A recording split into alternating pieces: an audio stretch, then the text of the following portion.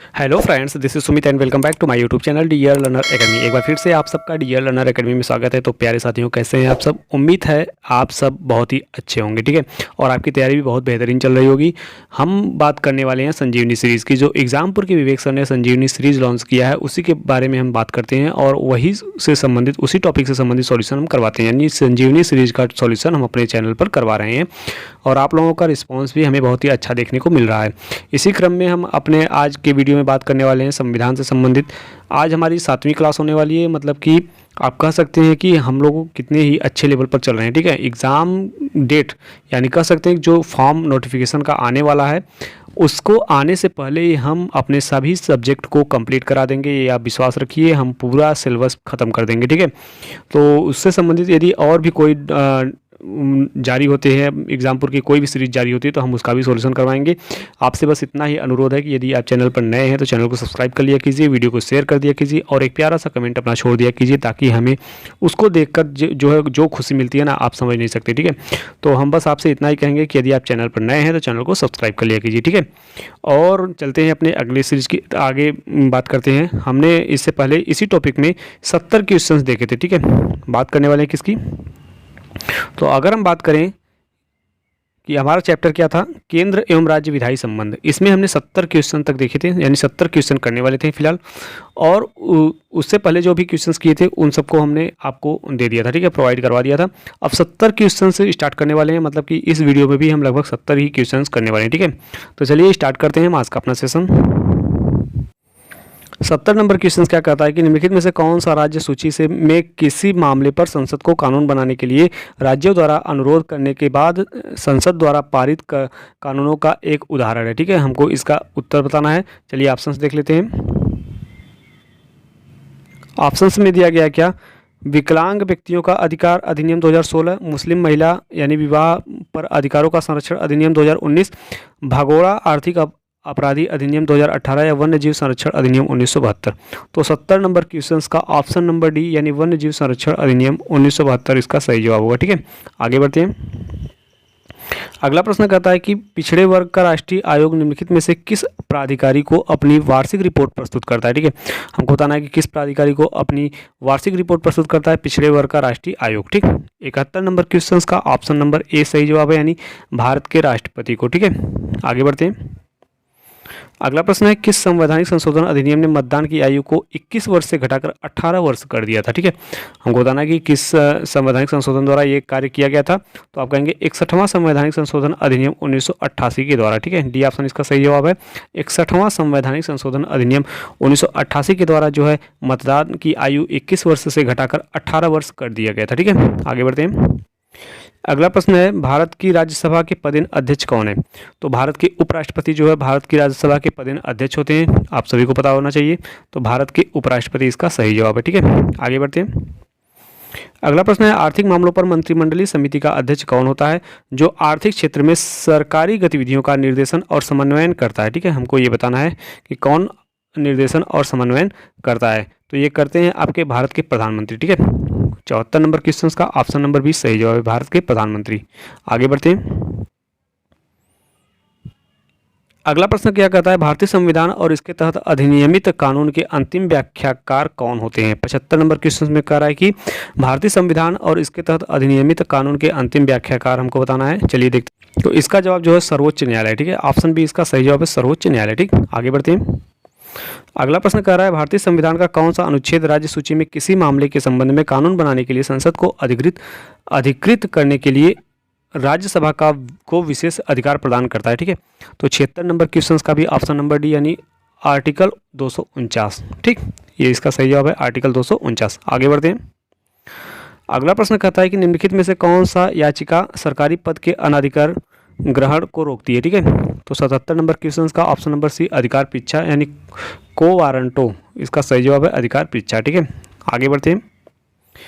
अगला प्रश्न क्या कहता है भारतीय संविधान का निम्न में से कौन सा अनुच्छेद संवैधानिक उपचारों का अधिकार प्रदान करता है?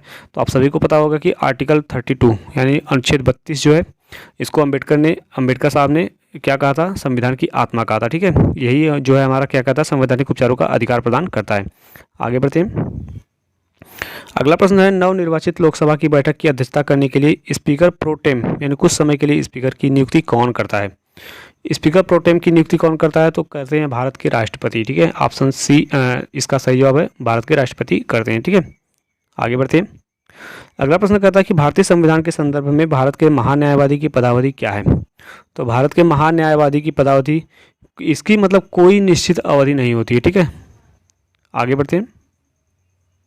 अगला प्रश्न क्या कहता है, निम्नलिखित में से किस वर्ष में 61वें संवैधानिक संशोधन अधिनियम को लागू किया गया था, जिसने मतदान की आयु को 21 वर्ष से घटाकर 18 वर्ष कर दी गई थी? ठीक है, तो आप सभी को पता होगा कि ये कौन सा जो था, तो ये था आपका 1988 में लागू किया, मतलब पारित हुआ था, और 1989 में लागू कर दिया गया था। ठीक है, आगे बढ़ते हैं।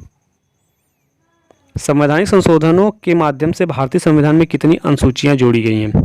तो संवैधानिक संशोधनों के माध्यम से भारतीय संविधान में कुल 4 अनुसूचियां जोड़ी गई हैं, 9वीं, 10वीं, 11वीं और 12वीं। ठीक है, आगे बढ़ते हैं। अगला प्रश्न कहता है, निम्नलिखित में से कौन से विषय को राज्य सूची से समवर्ती सूची में स्थानांतरित किया गया था? तो राज्य सूची से समवर्ती सूची में स्थानांतरित किया गया विषय कौन सा था? तो आप कहेंगे कैपिटेशन टैक्स, यानी क्या नहीं, आप कहेंगे शिक्षा। ठीक है, 83 नंबर क्वेश्चन का ऑप्शन नंबर बी सही जवाब है। ठीक है, राज्य सूची से समवर्ती सूची में इसे ही स्थानांतरित किया गया था, किसको? एजुकेशन को। आगे बढ़ते हैं। अगला प्रश्न क्या कहता है, भारत के उपराष्ट्रपति का चुनाव करने वाले निर्वाचक मंडल में निम्नलिखित में से कौन शामिल है? ठीक है, तो इसमें आपके शामिल हैं कौन? संसद के दोनों सदनों के निर्वाचित तथा मनोनीत सभी सदस्य। ठीक है, ऑप्शन डी इसका सही जवाब है। आगे बढ़ते हैं। अगला प्रश्न करता है, भारतीय संविधान के किस अनुच्छेद में राज्यों के लिए महाधिवक्ता के पद का प्रावधान किया गया है? तो राज्यों के लिए महाधिवक्ता के पद का प्रावधान किस अनुच्छेद में किया गया है? तो आप कहेंगे आर्टिकल 165 में। ठीक, आर्टिकल 165 क्या कहता है कि राज्यों के महाधिवक्ता की बात करता है। ठीक है, आगे बढ़ते हैं। निम्नलिखित में से किस संविधान संशोधन अधिनियम ने भारतीय संविधान के भाग 3 से संपत्ति के अधिकार को निरस्त कर दिया? हमको बताना है कि किसने निरस्त किया था, तो आप कहेंगे कि 44वां संविधान संशोधन अधिनियम 1978 ने इसको रद्द किया था। ठीक है, आगे बढ़ते हैं। अगला प्रश्न, निम्नलिखित में से किस राज्य में द्विसदनीय विधानमंडल है? हमको बताना है कि द्विसदनीय विधानमंडल कहाँ पर है, तो आप कहेंगे कि असम में द्विसदनीय विधानमंडल है। ठीक है, और 87 नंबर क्वेश्चन का ऑप्शन नंबर जो है नहीं, असम में नहीं है, कर्नाटक में। ठीक है, कर्नाटक इसका सही जवाब होगा। ठीक, आगे बढ़ते हैं। इसी क्रम में अगर हम बात करें अपने अगले प्रश्न की, तो अगला प्रश्न कहता है, परिपाटी के आधार पर समय समय पर संसदीय राजभाषा समिति के अध्यक्ष के रूप में किसे चुना गया है? ठीक है, तो आप कहेंगे कि किसे चुना गया है? केंद्रीय गृह मंत्री को चुना गया है, ऑप्शन ए इसका सही जवाब है। ठीक है, केंद्रीय गृह मंत्री। ठीक, 88 नंबर क्वेश्चन का ऑप्शन ए सही जवाब है। आगे बढ़ते हैं। अगला प्रश्न कहता है कि भारत में किसी राज्य की विधानसभा के लिए अधिकतम संभव सदस्यों की संख्या क्या है? तो आपको बताना है कि अधिकतम संभव सदस्यों की संख्या कितनी होनी चाहिए, तो आप कहेंगे 500 सीटें। ठीक है, ऑप्शन ए इसका सही जवाब है, 500 सीट। आगे बढ़ते हैं, देखते हैं हमारे अगले प्रश्न में क्या दिया गया है। अगला प्रश्न कहता है कि भारत के राष्ट्रपति को निम्नलिखित निषेधाधिकारों यानी वीटो शक्तियों में से आधिकारिक तौर पर कौन सा नहीं दिया गया है? ठीक है, तो ये आपको बताना है, सीमित निषेधाधिकार नहीं दिया गया है, ऑप्शन बी इसका सही जवाब है। ठीक है, 90 का ऑप्शन बी सही जवाब है। आगे बढ़ते हैं।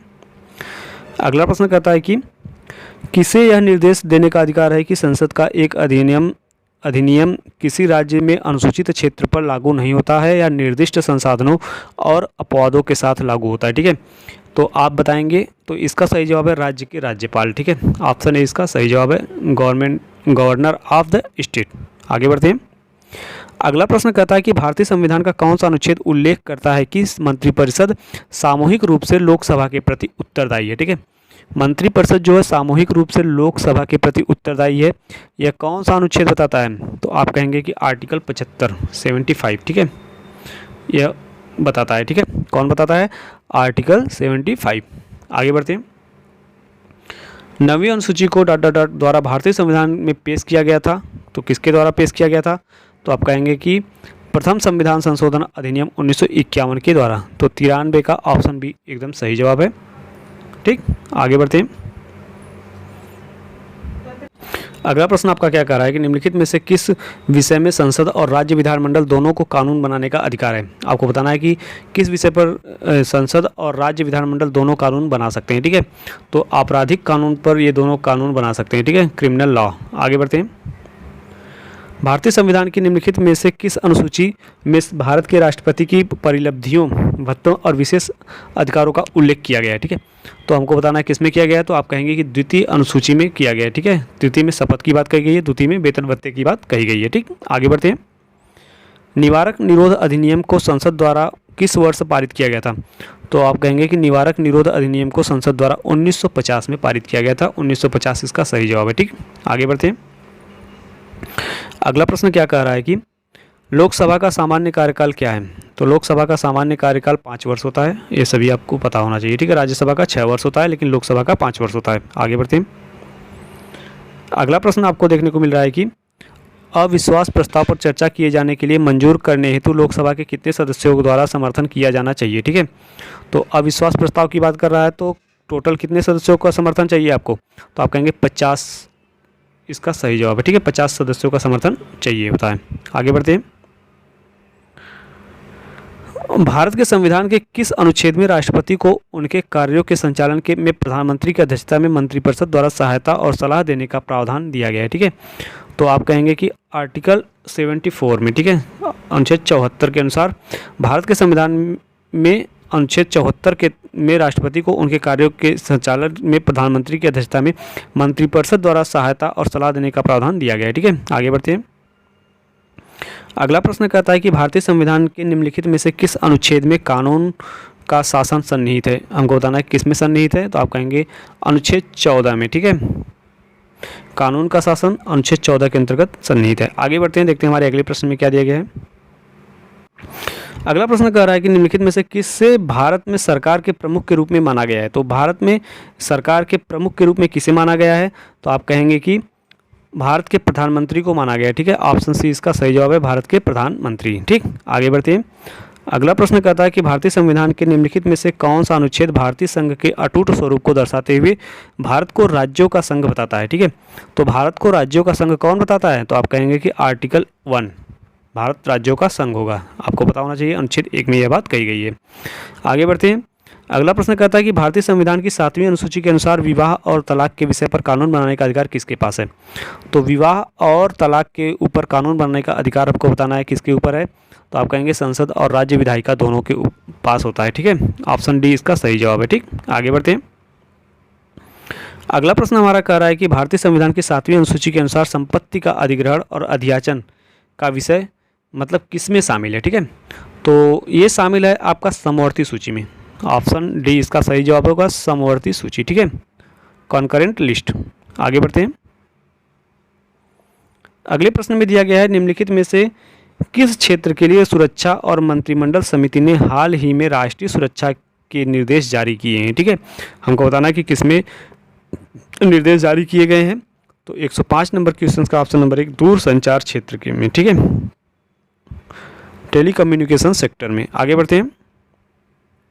अगला प्रश्न कह रहा है कि भारतीय संविधान की किस अनुसूची में संघ सूची, राज्य सूची और समवर्ती सूची शामिल है। हमको बताना है कि ये तीनों किस में शामिल हैं, तो आप कहेंगे 7वीं अनुसूची में। ठीक है, 7वीं अनुसूची में ये सभी सूचियाँ शामिल हैं। आगे बढ़ते हैं। अगले प्रश्न की बात करें तो अगले प्रश्न में दिया गया है निम्नलिखित में से कौन सा एक संवैधानिक निकाय है।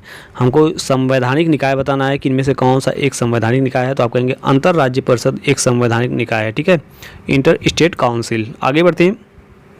अगला प्रश्न दिया गया है भारत में OTT प्लेटफॉर्म सहित डिजिटल मीडिया किस मंत्रालय के दायरे में आते हैं, तो डिजिटल मीडिया जो है हमको बताना है किस मंत्रालय के अंतर्गत आते हैं, तो सूचना और प्रसारण मंत्रालय के अंतर्गत आते हैं। ऑप्शन ए इसका सही जवाब है। ठीक है, आगे बढ़ते हैं। अगला प्रश्न कह रहा है निम्नलिखित में से कौन सा भारत में संसद के दोनों सदनों की संयुक्त बैठक की अध्यक्षता करता है, तो संसद के दोनों सदनों की संयुक्त बैठक की अध्यक्षता कौन करता है, ये बार बार क्वेश्चन पूछा जाता है। तो 109 नंबर क्वेश्चन का ऑप्शन नंबर बी सही है, लोकसभा के अध्यक्ष करते हैं। ठीक है, ऑप्शन बी इसका सही जवाब है। आगे बढ़ते हैं। अगला प्रश्न कह रहा है कि संवैधानिक संशोधन अधिनियम ने मौलिक अधिकारों को की सूची से संपत्ति के अधिकार को हटा दिया, तो संपत्ति के अधिकार को किसने हटाया था, तो आप कहेंगे 44वें संवैधानिक संशोधन अधिनियम ने हटाया था। ठीक है, 1978 ने। आगे बढ़ते हैं। अगला प्रश्न है, भारतीय संविधान का कौन सा अनुच्छेद राष्ट्रपति को संसद के अवकाश के दौरान अध्यादेश जारी करने का अधिकार प्रदान करता है? ठीक है, तो अध्यादेश जारी करने का अधिकार कौन प्रदान करता है? तो आप कहेंगे आर्टिकल 123। ठीक है, आगे बढ़ते हैं, देखते हैं हमारे अगले प्रश्न में क्या दिया गया है। अगला प्रश्न कहता है कि कौन लोकसभा के उपाध्यक्ष के चुनाव की तारीख तय करता है? तो लोकसभा के उपाध्यक्ष के चुनाव की तारीख हमको बताना है कि कौन तय करता है। तो इसका जवाब जो होगा आपका लोकसभा के अध्यक्ष तय करते हैं। ठीक है, ऑप्शन बी इसका सही जवाब है, लोकसभा के अध्यक्ष। 112 नंबर क्वेश्चन का ऑप्शन नंबर बी सही जवाब है। आगे बढ़ते हैं, अगला प्रश्न दिया गया है, निम्नलिखित में से किस संसदीय समिति में राज्यसभा का कोई प्रतिनिधित्व नहीं है? तो हमको बताना है कि किसमें राज्यसभा का कोई प्रतिनिधित्व नहीं होता है। तो 113 नंबर क्वेश्चन का ऑप्शन बी, प्राक्कलन समिति में राज्यसभा का कोई प्रतिनिधित्व नहीं होता। ठीक है, किसमें नहीं होता? प्राक्कलन समिति में। आगे बढ़ते हैं, प्रधानमंत्री और उनके मंत्रिपरिषद को गोपनीयता की शपथ कौन दिलाता है? आपको बताना है कि प्रधानमंत्री और उनके मंत्रिपरिषद को गोपनीयता की शपथ कौन दिलाता है? तो भारत के राष्ट्रपति दिलाते हैं। ठीक है, आगे बढ़ते हैं, अगला प्रश्न कह रहा है कि केशवानंद भारती बनाम भारत संघ के मामले में भारत के संविधान में ... संशोधन चुनौती के अधीन थे। तो कौन से संशोधन जो है चुनौती के अधीन थे? तो 24वां, 25वां और 29वां संशोधन जो है चुनौती के अधीन थे। ठीक है, ये आपका सही जवाब है। आगे बढ़ते हैं, अगला प्रश्न कह रहा है, निम्नलिखित में से कौन लोकसभा के अध्यक्ष के चुनाव में भाग लेता है? तो लोकसभा के अध्यक्ष के चुनाव में कौन भाग लेता है? तो आप कहेंगे कि केवल लोकसभा सदस्य भाग लेते हैं। ठीक है, आगे बढ़ते हैं, विभाग संबंधित संसदीय स्थायी समिति की संरचना क्या है? 117 नंबर क्वेश्चन का ऑप्शन नंबर ए 31 सदस्य। ठीक है, विभाग संबंधित संसदीय स्थायी समिति की संरचना यानी 31 सदस्य, 31 मेंबर होते हैं। ठीक है, आगे बढ़ते हैं, देखते हैं हमारे अगले प्रश्न में क्या दिया गया है। अगले प्रश्न में कह रहा है कि संविधान प्रथम संशोधन अधिनियम 1951 की संवैधानिकता को ... के मामले में बरकरार रखा गया था। तो हमको बताना है कि किसके मामले में इसे बरकरार रखा गया था। तो आप कहेंगे श्री शंकरी प्रसाद सिंह देव बनाम भारत संघ, यानी इनके मामले में इसे बरकरार रखा गया था। ठीक है, आगे बढ़ते हैं, देखते हैं हमारे अगले प्रश्न में क्या दिया गया है। तो अगला प्रश्न आपका कह रहा है कि निम्नलिखित में से कौन सा संसदीय प्रक्रियाओं के क्षेत्र में एक भारतीय नवाचार है?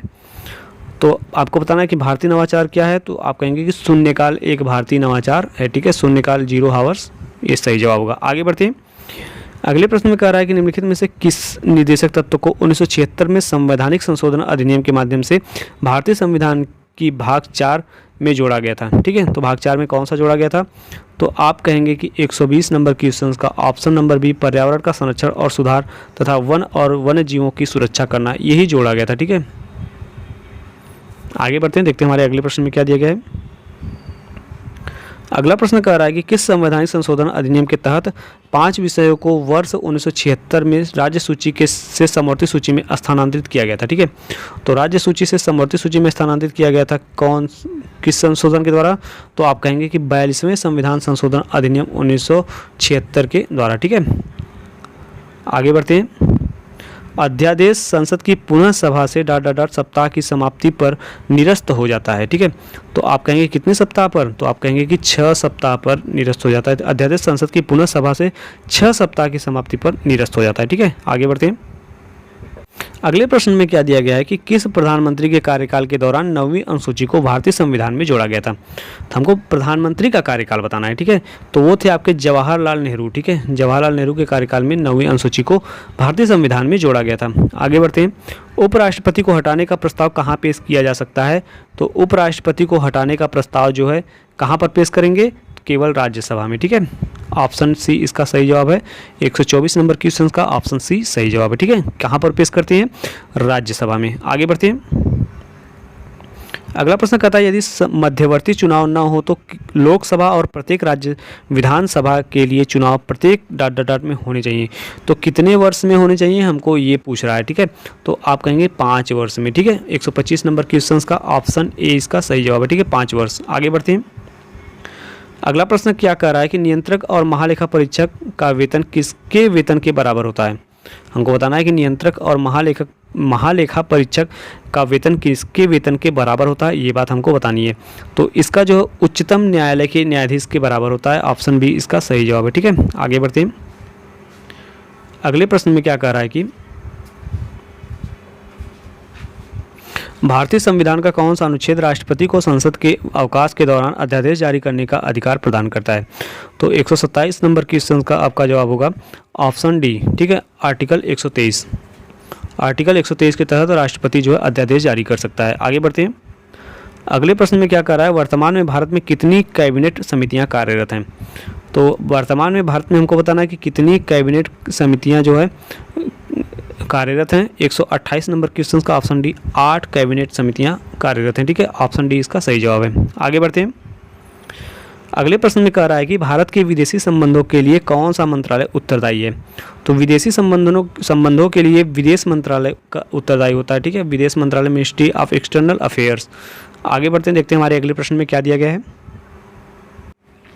अगला प्रश्न कहता है कि भारतीय संविधान के निम्नलिखित अनुच्छेदों में से कौन सा अनुच्छेद भारत के महान्यायवादी के पद का प्रावधान करता है? ठीक है, तो भारत के महान्यायवादी के पद का प्रावधान कौन करता है? तो आप कहेंगे आर्टिकल 76। ठीक, आगे बढ़ते हैं। अगले प्रश्न में कह रहा है भारतीय संविधान के किस अनुच्छेद में उल्लेखित है कि राष्ट्रपति को सहायता एवं सुझाव देने के लिए एक मंत्रिपरिषद होगी जिसके शीर्ष पर प्रधानमंत्री होंगे? तो ये बात आपकी आर्टिकल 74 में उल्लेखित है। बी ऑप्शन इसका सही जवाब होगा, आर्टिकल 74। ठीक है, आगे बढ़ते हैं। वर्ष 1985 में के 52वें संवैधानिक संशोधन अधिनियम द्वारा भारतीय संविधान में कौन सी अनुसूची जोड़ी गई थी? ठीक, तो आपको बताना है कि इसके द्वारा कौन सी अनुसूची जोड़ी गई थी। तो आप बताएंगे कि इसके द्वारा 10वीं अनुसूची जो है जोड़ी गई थी। ठीक है, 1985 में 52वें संवैधानिक संशोधन अधिनियम द्वारा 10वीं अनुसूची जोड़ी गई थी। और 10वीं अनुसूची किससे संबंधित थी? तो आप कहेंगे दल बदल से संबंधित थी। ठीक है, आगे बढ़ते हैं। अगला प्रश्न है किस संविधान संशोधन अधिनियम ने भारतीय संविधान में 9वीं अनुसूची को शामिल किया? तो 133 नंबर क्वेश्चन का ऑप्शन डी, पहला संविधान संशोधन अधिनियम 1951 इसका एकदम सही जवाब है। भूमि सुधार से संबंधित था 9वीं अनुसूची। आगे बढ़ते हैं। अगला प्रश्न कहता है कि निम्नलिखित में से किसके पास अध्यादेश जारी करने का अधिकार है जब कानून बनाने के लिए संसद के दोनों सदनों में से किसी का भी सत्र नहीं चल रहा है? तो किसके पास अधिकार होगा? तो भारत के राष्ट्रपति के पास अध्यादेश जारी करने का अधिकार है। अभी अभी हमने पढ़ा कि अध्यादेश किसके अंतर्गत जारी होता है? तो आर्टिकल 213 के अंतर्गत। ठीक है, आर्टिकल राष्ट्रपति के पास की बात कर रहा है ना, तो आर्टिकल 123 के अंतर्गत राष्ट्रपति जारी करता है। 213 के अंतर्गत अध्यादेश राज्यपाल जारी कर सकता है। ठीक है, आगे बढ़ते हैं। अगला प्रश्न है किसी विधेयक को धन विधेयक के रूप में कौन प्रमाणित कर सकता है? तो 135 नंबर क्वेश्चन जो है उसका डी ऑप्शन सही होगा, लोकसभा अध्यक्ष जो है प्रमाणित करता है। ठीक है, ऑप्शन डी इसका सही जवाब है। एक मिनट, ऑप्शन डी इसका बिल्कुल सही जवाब है। ठीक है, लोकसभा अध्यक्ष। 135 नंबर क्वेश्चन का ऑप्शन डी सही जवाब है। आगे बढ़ते हैं। अगले प्रश्न में कह रहा है कि भारतीय संसद की पहली संयुक्त बैठक किस वर्ष में आयोजित की गई थी? ठीक है, तो पहली जो है संयुक्त बैठक किस वर्ष में आयोजित की गई थी? तो आप कहेंगे 1961 में पहली बैठक जो है आयोजित की गई थी। ठीक है, भारतीय संसद की पहली संयुक्त बैठक 1961 में संयुक्त रूप से आयोजित की गई थी। आगे बढ़ते हैं। अगला प्रश्न है राष्ट्रीय आपदा प्रबंधन प्राधिकरण के सदस्यों में से किसी एक को NDMA के उपाध्यक्ष के रूप में कौन नामित करता है? ठीक है, तो ये आपको बताना है कि कौन नामित करता है। तो इसका जो है डी ऑप्शन सही है, NDMA के अध्यक्ष नामित करते हैं। ठीक है, चेयरपर्सन ऑफ NDMA। आगे बढ़ते हैं। अगला प्रश्न है किसी विधेयक को धन विधेयक के रूप में प्रमाणित करने का अधिकार किसके पास है? यानी किसी विधेयक को धन विधेयक के रूप में प्रमाणित करने का अधिकार आपको बताना है किसके पास है? तो लोकसभा अध्यक्ष के पास होता है। ठीक है, ऑप्शन डी इसका सही जवाब है, लोकसभा अध्यक्ष। ठीक, आगे बढ़ते हैं। अगला प्रश्न कहता है कि राष्ट्रीय आपदा प्रबंधन प्राधिकार में एक अध्यक्ष और अन्य सदस्य होते हैं जिनकी संख्या ... से अधिक नहीं होनी चाहिए। ठीक है, कितने से अधिक नहीं होनी चाहिए? तो आप कहेंगे कि 9 से अधिक नहीं होनी चाहिए। आगे बढ़ते हैं। अगला प्रश्न है राज्यसभा अधिकतम कितनी अवधि तक धन विधेयक को रोक सकती है? आपको ये बताना है कि राज्यसभा जो है अधिकतम कितनी अवधि तक धन विधेयक को रोक सकती है? तो 14 दिन तक धन विधेयक को रोक सकती है कौन? राज्यसभा। ठीक, प्यारे साथियों, जैसा कि आप लोगों को हमने बताया था कि हम टोटल आज कितने क्वेश्चंस अटेम्प्ट करेंगे, तो 140 क्वेश्चंस अटेम्प्ट करेंगे। ठीक है, और हमने 140 क्वेश्चंस अटेम्प्ट किया बहुत ही अच्छे तरीके से, बहुत ही शानदार तरीके से हमने अपना ये सेशन भी कंप्लीट किया। आपसे बस इतना ही अनुरोध है कि यदि आप चैनल पर नए हैं और UPSI की तैयारी कर रहे हैं तो हमसे एक बार जरूर जुड़ें। ठीक है, हम ये नहीं कह रहे हैं कि हमसे पढ़िए, लेकिन हमसे बस रिवीजन के लिए जुड़िए, जो प्रैक्टिस सेट हम करवा रहे हैं उसके लिए जुड़िए, ताकि आपकी तैयारी और भी मजबूत हो सके। ठीक है, यूपीएसआई की वैकेंसी कभी भी आ सकती है, ये आपको पता है, लेकिन हम आपसे इतना प्रॉमिस कर रहे हैं कि यूपीएसआई की वैकेंसी आने से पहले हम अपना जो है रिवीजन टेस्ट जो है, ये संजीवनी सीरीज जो चल रही है उसको कंप्लीट कर देंगे। यदि आप चैनल पर नए विजिट करते हैं तो एक बार चैनल को सब्सक्राइब कर लिया कीजिए, वीडियो को शेयर कर दिया कीजिए और एक प्यारा सा कमेंट आप छोड़ दिया कीजिए, ताकि हमें भी पता चले कि नहीं, हमारे साथ कितने हमारे भाई बहन हमको सपोर्ट कर रहे हैं या हमसे जुड़ रहे हैं। ठीक है, तो चलिए फिर मिलते हैं अगले वीडियो में, तब तक के लिए धन्यवाद।